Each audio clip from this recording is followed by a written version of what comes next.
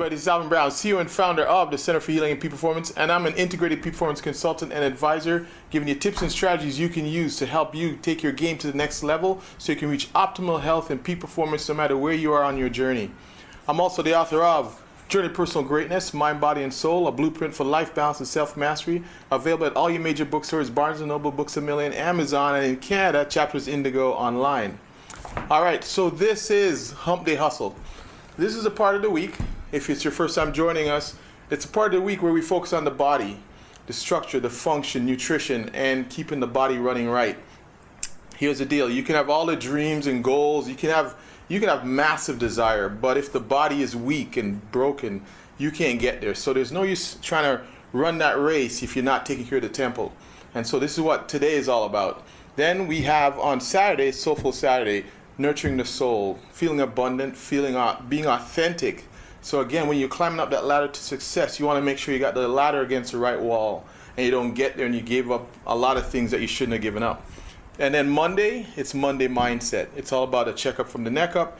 It's about mental, emotional balance. And all of this information is to help you run your game at peak performance level. I've always been passionate about how does the average and above average people run their game and be fully engaged in life. And this is what this is about. You're hacking your nervous system, you're hacking your physiology and your mindset to get to peak performance levels. That's my passion, because I want to help 1 million people live optimal lives.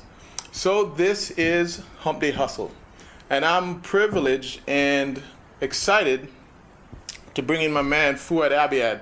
And this is a really crucial time that I'm asking him to come in, because he's only a few days out of really the second biggest competition in the bodybuilding world, the Arnold Classic in Columbus, Ohio. And I wanted to pick his brain right now. This is a key time when he's in the grind and when he's in the fire. This is a crucial time, because if I ask him any time after or even before, we're not going to get the juice, because right now his focus is ultra intense and everything else falls away, and this is the time when you can really dig deep and get some good nuggets out of him, because that's all he's going to give you is the answers. So let's get into it. It's a real treat. And this applies to anybody. I hope you don't just see bodybuilding and think it's not for me. We're going to be talking about life, an attitude a philosophy you can take to life. So let's start. Number one, Fouad, how do you approach the mental battle to keep going when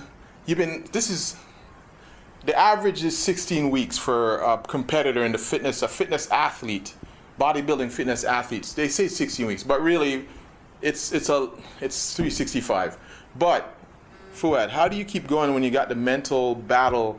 You're down to the last few days and it sucks. How do you keep it going? Well, to be honest with you,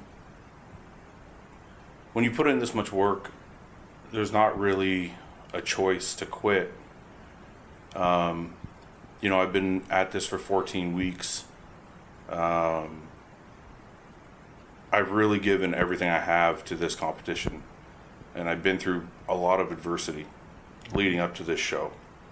The last couple weeks, honestly, I get a lot of inspiration from the people that are looking up to me.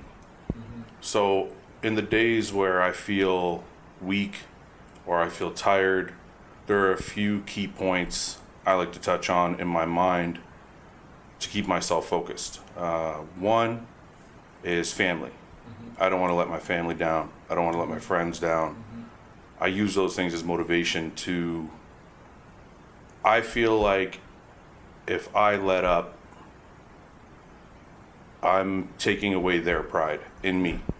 So that's one way to keep myself pushing. Mm-hmm. Number two is, and this might sound silly because in a normal life people don't have fans and supporters, but mm-hmm. and that's why I said family first. But number two is fans and supporters mm-hmm. that follow me on Instagram or on any of the different social media platforms. Mm-hmm. These people, I get messages daily from these people telling me that they're inspired by what I'm doing, that they are just starting into working out, and what I'm doing is helping them. And I can't read these stories and try and portray something that's fake. So when they say your hard work makes me want to work, it makes me want to work even harder. So I derive some of my energy from outside sources like that. Thirdly, and I'm not sure these are all in the proper order. They could be. Some days they are. Some days the order is reversed. But thirdly is pride. My father taught me to have a lot of pride in what I'm doing. And this goes to anything in life, really. But for me, it's bodybuilding at this moment. And I feel like I'd be letting him down. I feel like I'd be letting my family name down. I feel like I'd be letting myself down if I just decided I don't really want to give it everything. I'll just give it 80%, and that's good enough. Because at the end of the day, when the show is all said and done, and everybody goes home, and you got your placing, nobody cares anymore. They moved on to the next show, but you care. You know, you're the one who has to go to sleep at night when the lights are off and nobody's paying attention. You're the one who's got to sit in your own brain and say, I really just dogged it the last little bit, and that will eat at you for the rest of your life or until the next time when you make up for it. And I don't want to live with that, because I have before. And I don't want to live that again. So I'm at the point in my life in maturity in what I'm doing that I know if I just go 100% all the way through the line, I can sleep afterwards no matter where I place. Awesome. And so when you think about that, let's reflect on that when it comes to your life, if in case you're not an athlete. I believe everybody is, but think about that. Count on your team. When you're struggling and when you're going through, that's not the time to go it alone. Count on your team. Count on your family, friends to help push you through. And that's what he was saying in that first part. And if you don't have fans, I bet you do. See, I'm not Fouad with fans as much as he does, but I have my family, and that's I want to be the hero to my kids. So you have a fan. Someone's watching you and watching how you perform every day. And it could be small. Fouad's saying things on a bigger stage, but what about the small stage? And then the last part, what he was talking about is pride. How do you show up every day? I see, this is a key point. I see people show up in their lives and they just get through it. What about being engaged every day, and whatever you do, whatever you touch, you make sure that you leave it that much better, and people know you were there, and people know, even if you're cleaning garbage up, you're a sanitation worker or whatever.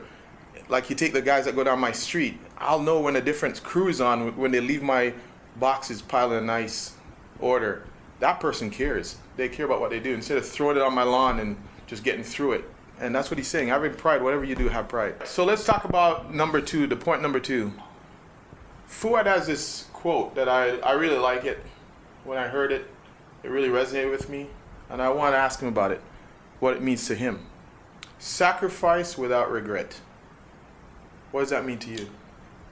A lot of people ask me that, and I hear a lot of people recite it, but I don't know if they know exactly what it means. It basically, to me, means, the reason I came up with it was because the guy that got me into bodybuilding, after I had already done 2 or 3 shows and I was invested in the sport, he decided to drop out.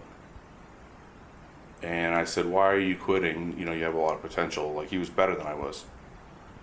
And he said, I've wasted so much money on this sport, and I could have bought 3 houses by now. But he hadn't turned pro yet, he hadn't made money yet, so he just kind of tossed it, right? My philosophy is, it's not always going to be easy, and you're not always going to win. But if you want to achieve something, then you can't think of, what if I lose? What if I'm no good? What if this isn't for me? What if all the what ifs that hold people back? You can't think of those things when you're chasing something, because you might fall 15 times, and every single time you're going to be like, well, maybe your brain will say, maybe I'm right, maybe this isn't for me. So when I say sacrifice without regret, it means I will go to the end of the world and give everything I have. And if it doesn't work, I have no regret. Because it's just, I'm chasing that goal. Yeah. Let's say I have a couple years left in this sport. Let's say I never win an Arnold Classic, or I never win an Olympia, or I never win another show. And this is the most money I ever make in the sport. I have to retire. Let's say I blow up my knee tomorrow and I have to retire. I have no regrets. I have no regrets because I did it my way, and I'm proud of what I did. Yeah. And that goes back to the first point about having pride, because I know I gave everything I have to it, so I can walk away without regretting a thing. Yeah. The worst thing I see in life is when people do something and they try, but they don't try long enough, or they try long enough and then it doesn't work out, and then they're jaded. Yeah. Like, oh, I shouldn't have done that. I should have done this, and they have all these regrets. And it's like, no, you know what? Maybe that was the course it was supposed to run. Yeah. So I believe if you choose something and you really follow it wholeheartedly and you do it with 100% conviction, you can walk away when you're done and not have any regrets, even if you don't win. Yeah.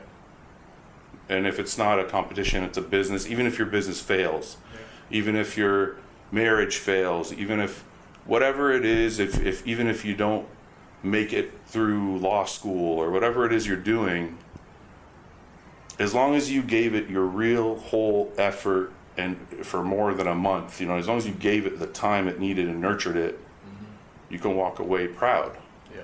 And that's kind of the meaning behind that quote. So many things are running in my head.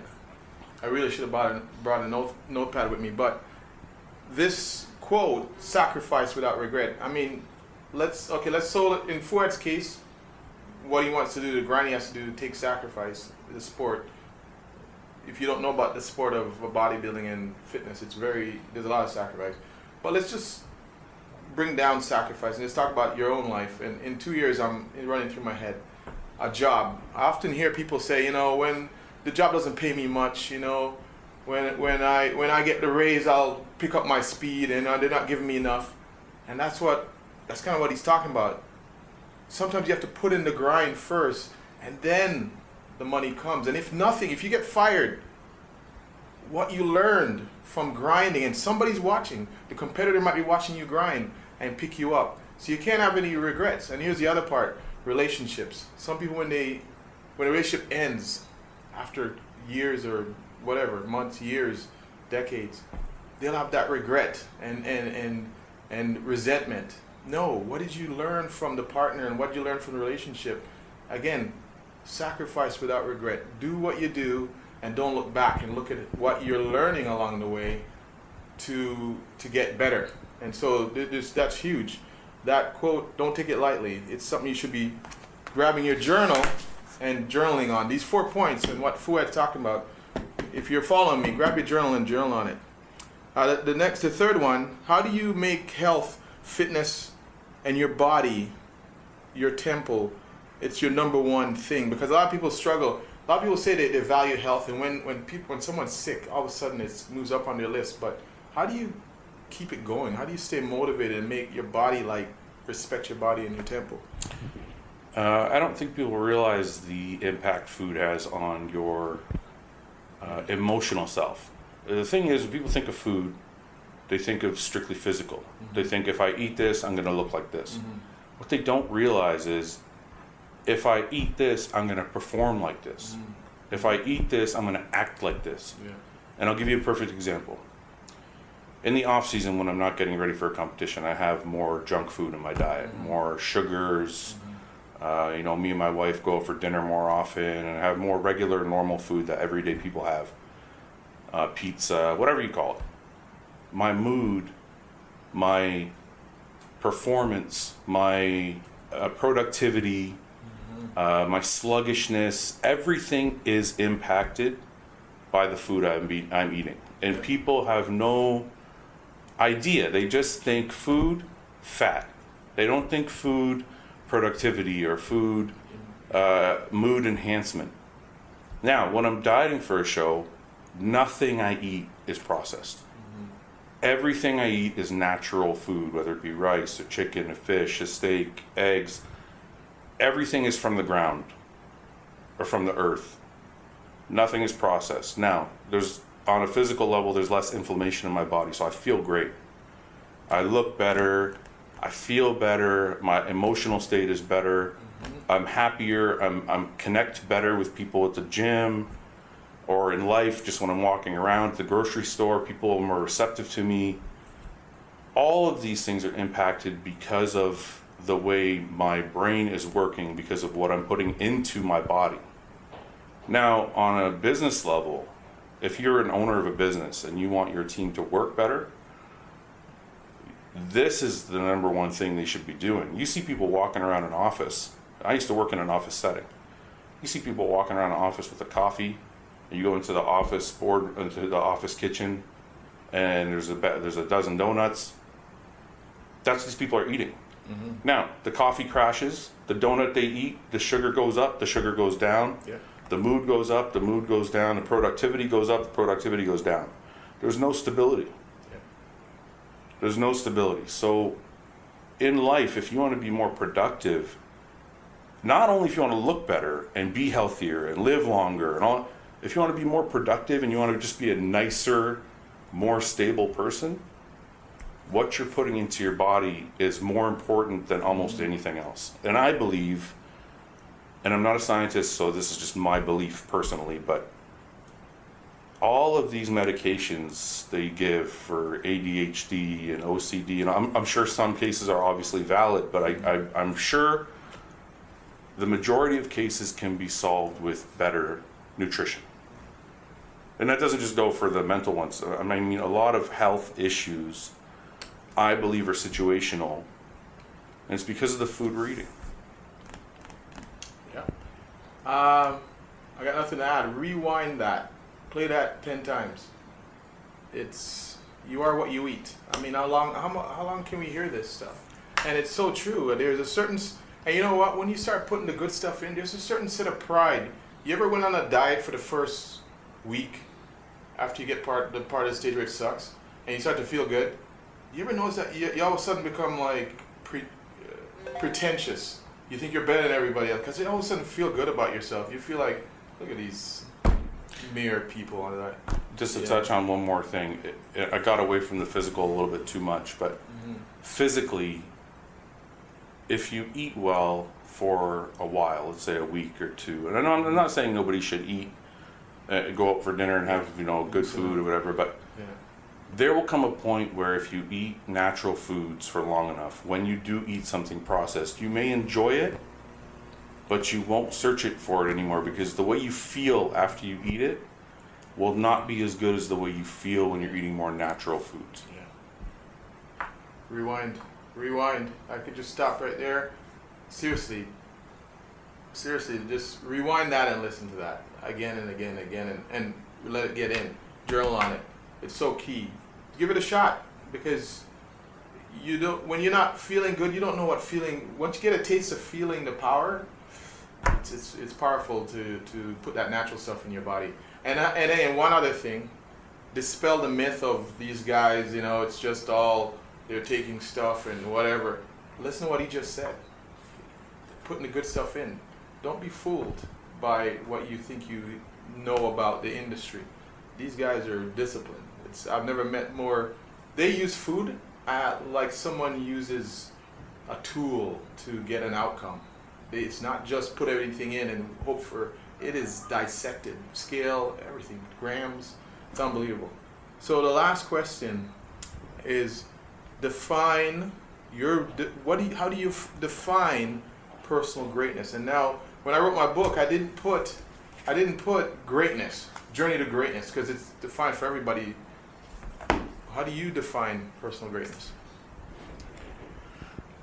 I think everybody has their definition of success.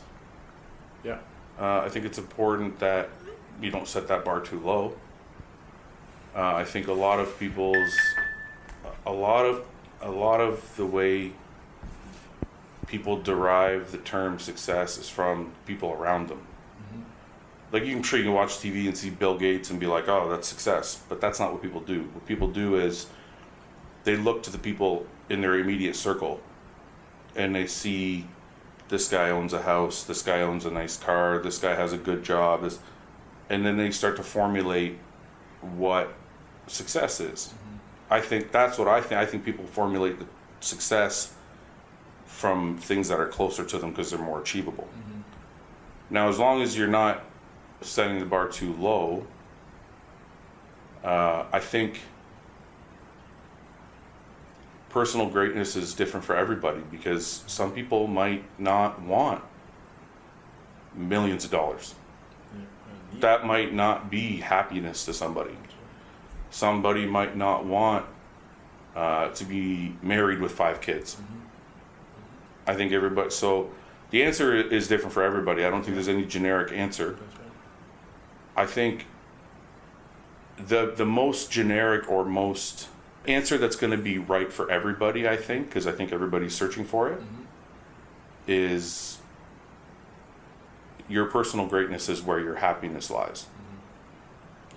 So what makes you happy is your personal greatness. So if happiness is owning 5 cars and a massive house and being single and just being a playboy, that's your personal greatness.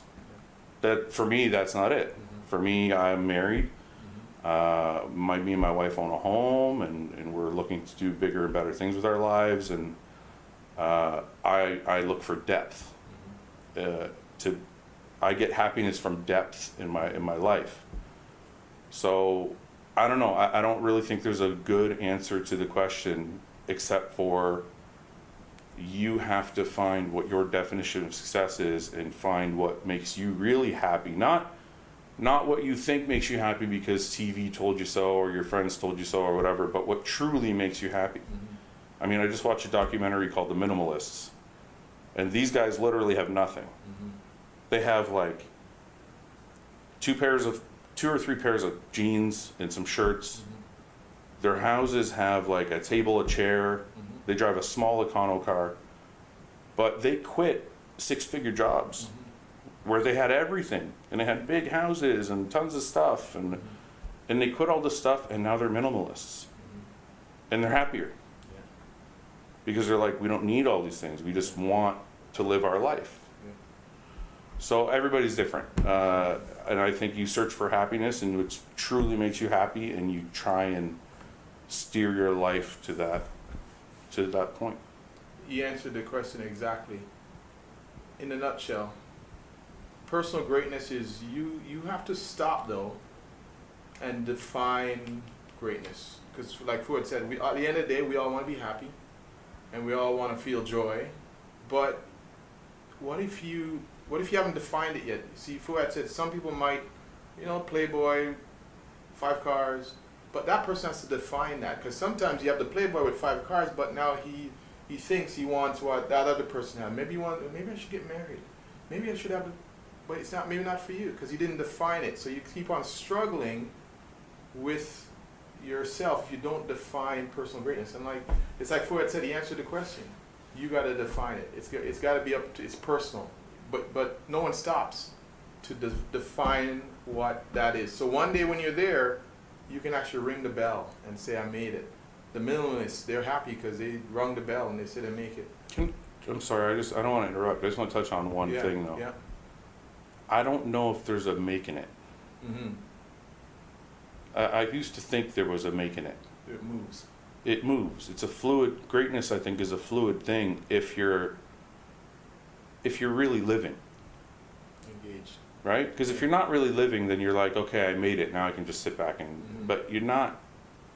I think if you're really living your life, then you always want, not more in a sense of material things, but you always want more depth, more substance to your life. For example, me and my wife, we're married. I used to think to myself when I was younger, I'm only 38, but when I was, say, 30 or 25, I used to think, if I owned a big home and a couple nice cars, I would be happy.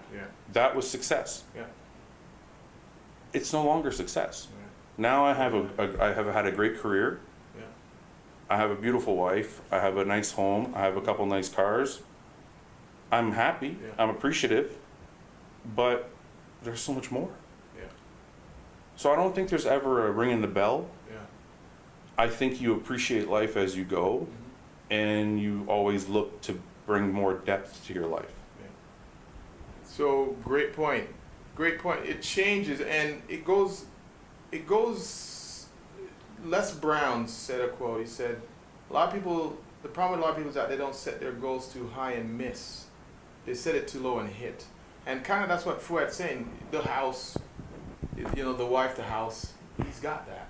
Now what? And so he's right when he said, it moves, but to enable to at least ring that bell at least once. Some people never ring it. They keep moving this bar. You got to at one point go, I'm proud of myself. I did it. I did, and then move on. Because you're right. There is no, he's 100% right. There is no one, you're dead if you're not dreaming. You're dead. And you're also right. You can't, if you're constantly chasing and never stopping Never to stop appreciate to it, ring it, yeah. then you miss out on the entire life. Entire, because there's got to be a time that you stop and with your wife and just go somewhere and pause and say, click a glass. We did it. Now what? Now what's next? Yeah. What's our next move?